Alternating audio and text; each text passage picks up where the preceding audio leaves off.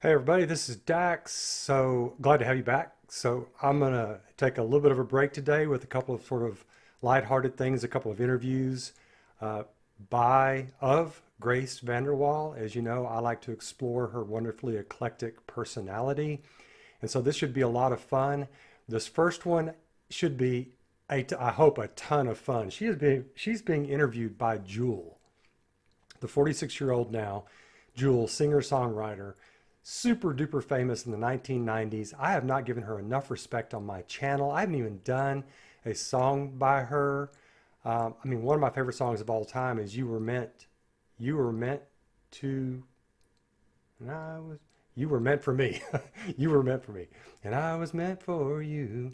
So that's a wonderful song. She is, in my perspective, the greatest Jewel, the greatest singer-songwriter of the 1990s. Better than the Cranberries, better than Donna Lewis, Alanis Morissette, anybody. I mean, she is almost on the level of a Carole King. She's that good. Can't believe I haven't done a reaction to the wonderful Jewel.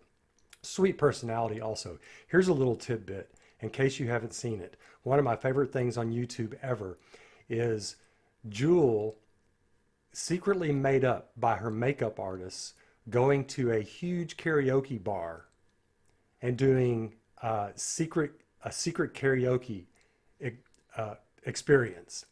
She gets up on the stand and she does a Jewel song. So she's all made up. Nobody knows it's Jewel. She gets up there and, of course, kills it. And the fans, the karaoke fans, are going nuts. And it's really funny. They interviewed this one guy, and this guy's going, man, I hate to say it, but I think she had a better voice than Jewel. It is fantastic. Anyway, look it up. It was about a decade ago that she did it, uh, all made up and everything. So I'm just looking forward to this. An actual amazing singer-songwriter interviewing Grace. It's for World Mental Health. It's at the World Mental Health Day Summit and concert. That's what this is all revolving around. Jewel evidently has something called the Wellness Experience. And as you can see, they are both lovely ladies. Jewel 46, Grace 16. Wow, 30 years difference between the two. Grace's face is just ebullient and wonderful, and Jewel just as sweet as they come. So let's watch this. This should be fun.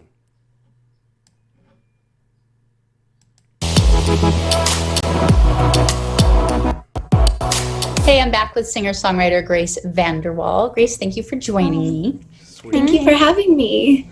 So I have to start off, you're at Interlochen, is that true? Yes, I'm at Intel. I know you went there. Oh my gosh. Wow. Okay. So I guess Grace is okay with letting the world know where she's going to art school. Okay. Wow. Surprise. And we're 17 seconds in. So Jewel went there also. Wow. Didn't I you? did. Yeah, I That's so did. crazy. I don't think I started writing my own stuff and playing guitar till I was 16 at Interlochen, actually. I couldn't afford to get back to Alaska for spring break, so my genius idea was that I would hitchhike across the country with a guitar for 2 weeks. Sweet. And she has that kind of personality. Jewel, when she was growing up, she used to yodel with her father. I guess in Alaska. I didn't know that. She's a wonderful personality. Just wonderful. For like Wait, winter you're and so summer break. cool. Yeah, she is cool. And that's how I started writing songs and why. And I was really worried at 16. I was like, God forbid I get popular right now. I didn't have the ability with my body. I was starting to have eating disorders and body image disorders, high anxiety. I was like, I can't get discovered now. I'm not emotionally ready. Yeah. You've really learned to be in the public eye at a really young age. What has that been like emotionally and psychologically to adjust? You know, the thing about my situation was I didn't exactly have a choice. You know, I really got thrown into it and had no idea what I was doing. Me and my mom just like, I don't know, always saw like the big long lines for like American Idol and all you like sites, people watch all these crazy people. And my mom wanted to like, I don't know, have like a bonding thing. So she was like, oh, like it's going to help us. And so Wow. I don't know, I couldn't audition for American Idol. So we were like, yeah, let's go to America's Got Talent. And like, we brought a tent, we brought sandwiches, we were ready. There was no line. Long story short, I got on and I won. And I was 12. You know what I'm saying? Like, I didn't really grasp what I was doing because not many people, even at an older age, can understand this job if you've not experienced it before. You know, I think that's got to be so true. I mean, in the moment, Grace must have been just completely immersed in the moment. All of a sudden, she gets out in the canoe and there's rapids, and she just guides herself beautifully down those rapids. And it's like when you're having that experience, you don't have time for reflection. You know, all of those who are watching Grace were like, oh my God, this is a phenom. This is a prodigy. So we're reflecting on her. But she can't possibly, it's got to be just be taken in by the whole thing. I find that really interesting. what I'm saying, let alone a 12-year-old me. And so I just kind of jumped into it, and I love it so much, every aspect of it. I think in some weird way that was meant to happen because it's genuinely when I'm You know, let me let her finish. at my happiest working. Okay, that's what I thought she was going to say. So I get so tired, frankly, of seeing singers, singer-songwriters, performers, whatever, coming on and say, oh, the industry, oh my gosh, I don't know, I'm just so depressed, I got to do drugs. I mean, it's just like, Grace is just a breath of fresh air, frankly. I just love the fact that she finds the happiness in it. She's all about happiness, and she's about doing her thing. And as she says, it's happiness. Whether it's doing promotion or actually like songwriting and stuff like that.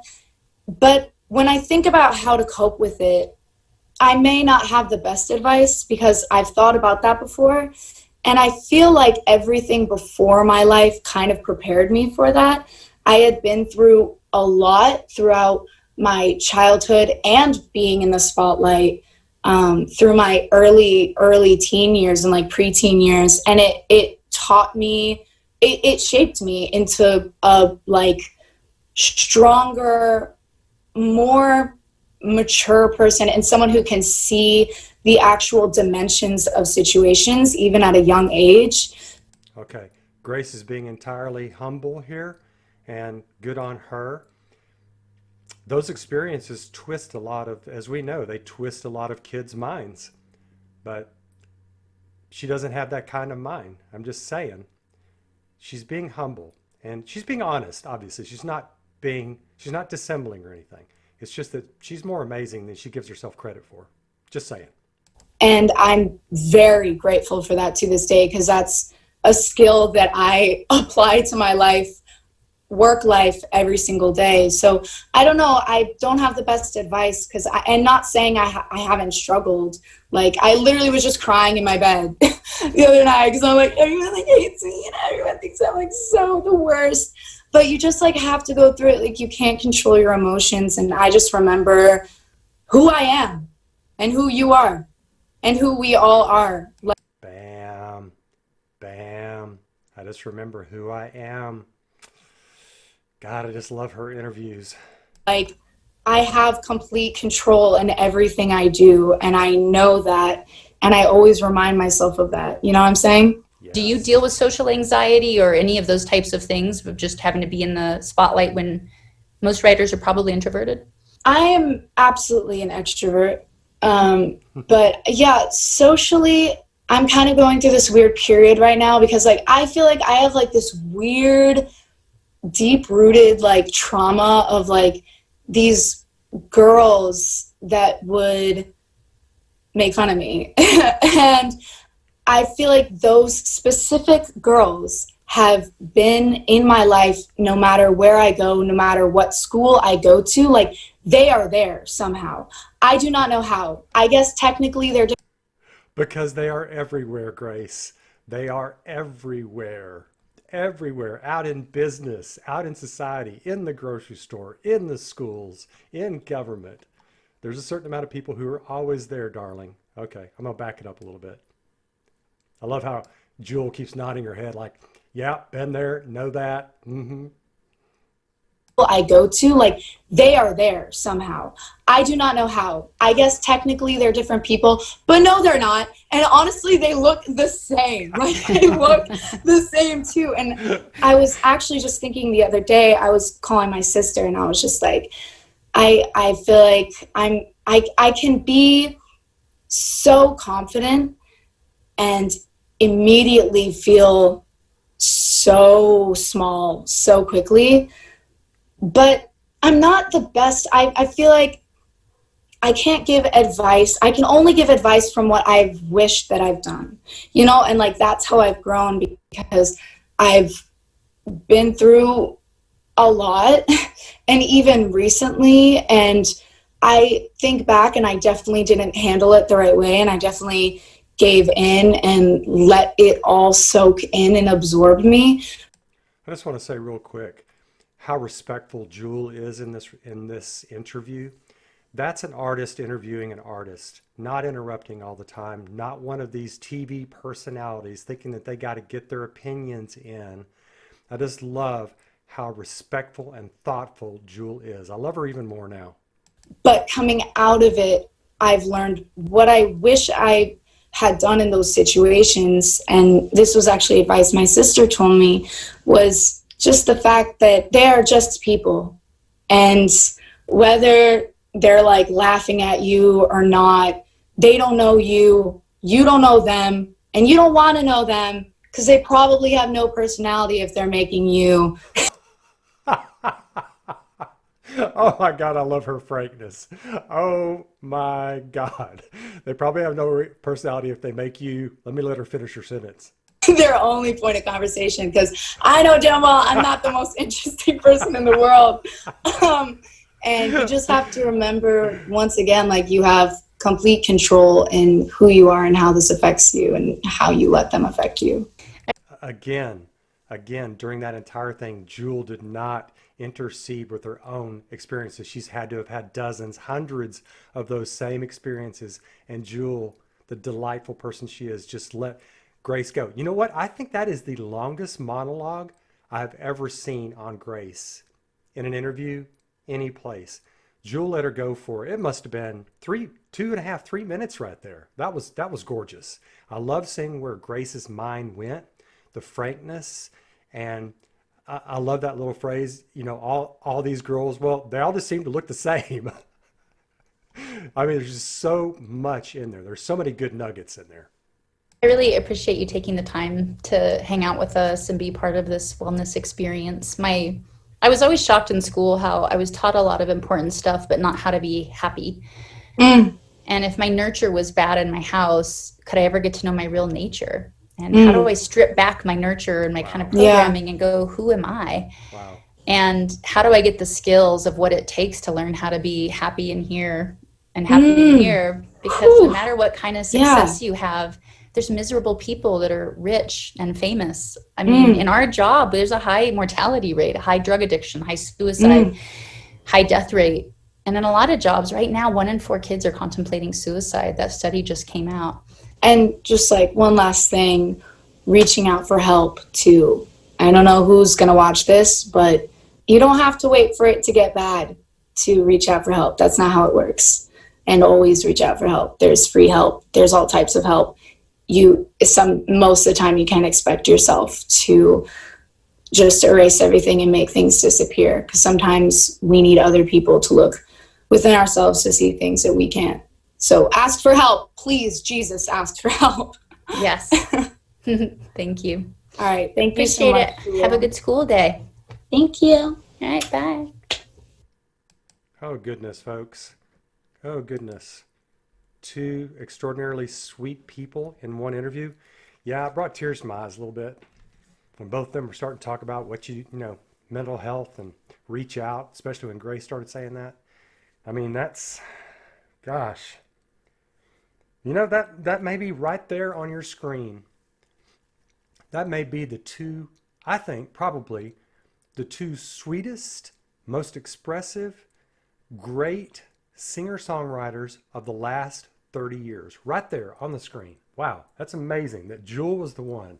And I know Grace has talked about mental illness and health before, obviously, talking about family, talking about other people that she knows. So it's so perfect that Jewel most likely was the one who reached out to Grace on this. I'm just still more impressed with Jewel by what she didn't say in this. She let Grace do the talking. And she let the discovery of Grace go on for a good 5 minutes before she got around to mental health. I mean, just extraordinary, an extraordinary person. And of course, Grace, dynamic, absolutely gorgeous. I mean, she just, what her style sense is amazing. She's got a beautiful face, a beautiful expression, beautiful personality, eloquent, frank, funny. I mean, the total package, Carol Burnett times two almost. Um, Hats off to both of these ladies. Hats off to what they're doing. Just terrific. This interview right here needs to go around the world. Yeah, just fantastic. Can't wait to see what y'all have to say. And I'll look forward to that. Take care of yourselves. Catch you soon on the backside. Bye.